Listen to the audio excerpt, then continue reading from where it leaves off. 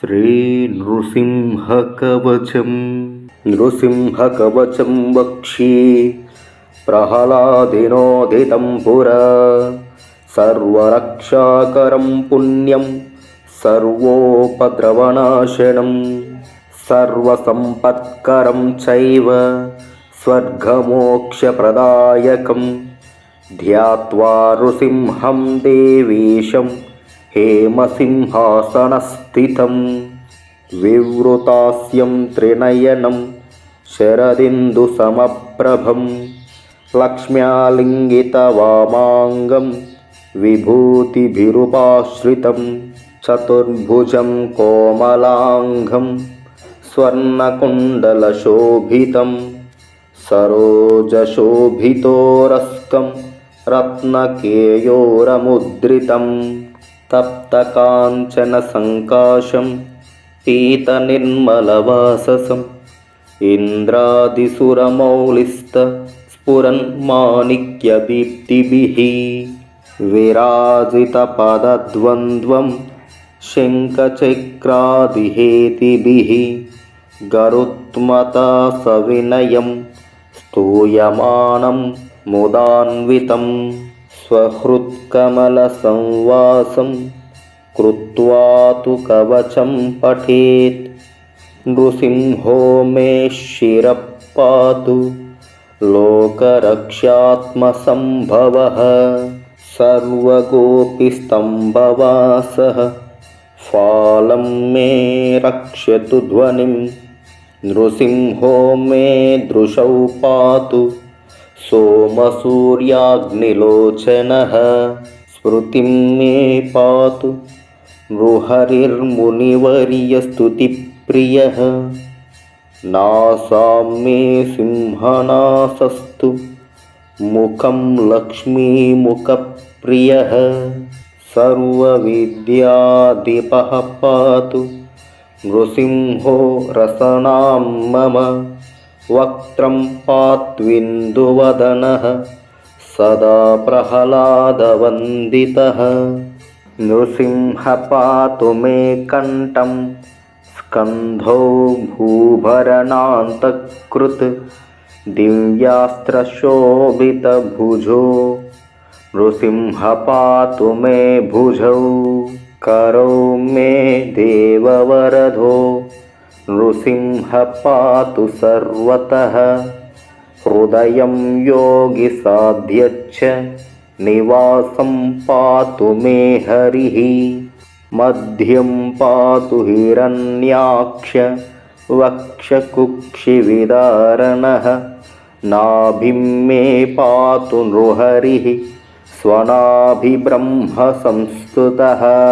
ब्रह्माण्डकोटयः कट्यां यस्यासौ पातु मे कटिं।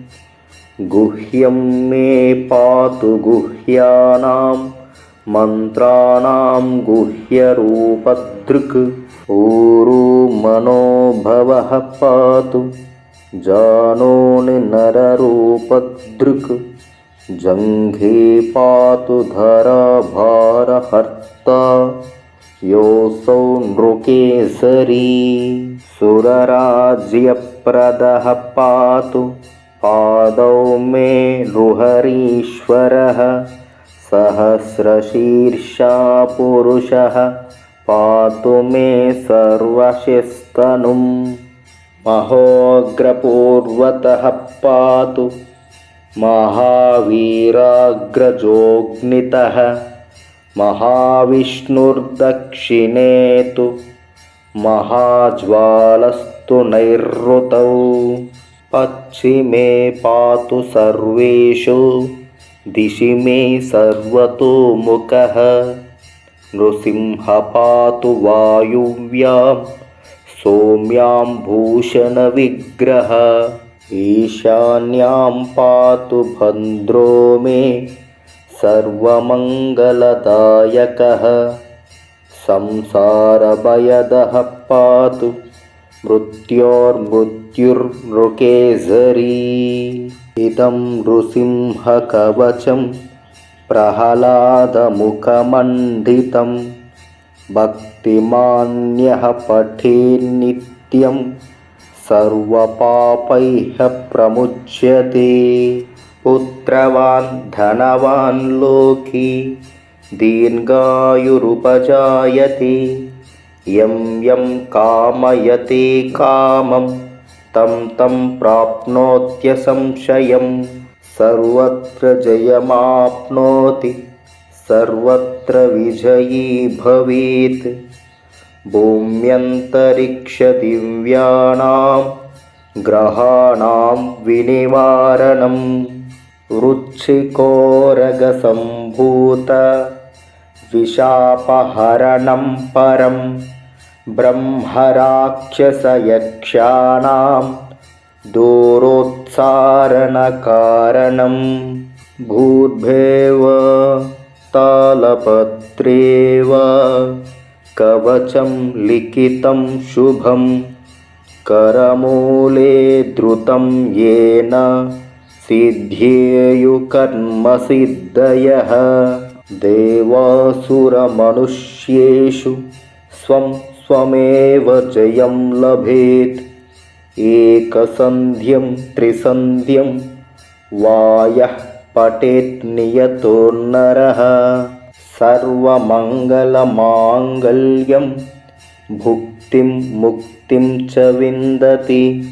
32 सहस्राणि पठेत् शुद्धात्मनां नृणाम्। कवचस्यास्य मन्त्रस्य मन्त्रसिद्धिप्रजायते। अनेन मन्त्रराजेन कृत्वा भस्माभिमन्त्रणं। तिलकं विन्यसेद्यस्तु तस्य ग्रहभयं हरेत्। त्रिवारं जपमानस्तु दैत्यं वीर्याभिमन्त्रय च। प्राशयेद्यो नरो मन्त्रं नृसिंहध्यानमाचरेत्। तस्य रोगाः प्रणश्यन्ति ये च स्युः कुक्षिसम्भवाः। किमत्र बहुनोक्तेन नृसिंहसदृशो भवेत्।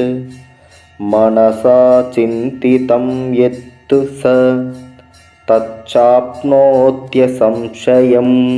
गर्जन्तं गर्जयन्तं निजभुजपटलं स्फोटयन्तं हठन्तं रोप्यन्तं तापयन्तं दिवि भुवि दितिजं क्षेपयन्तं क्षिपन्तं क्रन्दन्तं रोषयन्तं दिशि दिशि तततं संहरन्तं भरन्तं वीक्षन्तं घूर्णयन्तं शतनिकरशतैर्दिव्यसिंहं नमामि। इति श्रीब्रह्माण्डपुराणे प्रह्लादोक्तं श्रीनृसिंहकवचं सम्पूर्णम्।